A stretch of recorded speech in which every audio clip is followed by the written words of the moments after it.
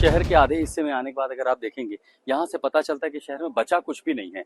ज्यादातर जो घर हैं, तो आप देखिए सड़क का एक हिस्सा है ना, यहाँ पर सारी दुकानें, ये कमर्शियल इंस्टीट्यूशंस है, और इस तरफ सारी रिहाइश इलाके थी। तो जो दुकान मकान वो तो डूबे ही हैं, मकान जो है इस तरफ उनको भी नुकसान हुआ है। अब देखिए कैसे वो दंपत्ति गया हुआ है जेसीबी के सहारे के किस तरह अपने घर तक पहुंच जाए, बचा खुचा सामान लेकर के अगर वो आ जाए तो कम से कम जीविका तो चलती रहे, जिंदगी चलती रहे।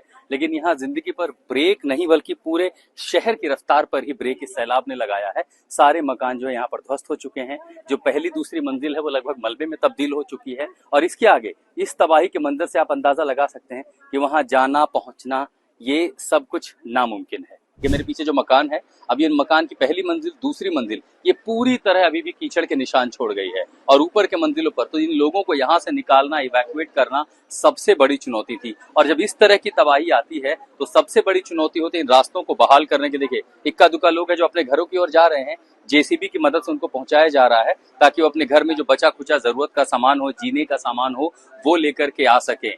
पटरी पर लाना अपने आप में बड़ी चुनौती होती है। नेपाल में खासकर पहाड़ी इलाके में आई ये तबाही लंबा घाव दे गई है। अभी मैं नदी का स्तर एक बार जरा कैमरा उधर घुमा के दिखाता हूँ। अभी नदी का स्तर देखिए कितना कम है, बिल्कुल पानी नीचे है। आपको लग रहा होगा 8 से 10 फीट गहरा पानी होगा।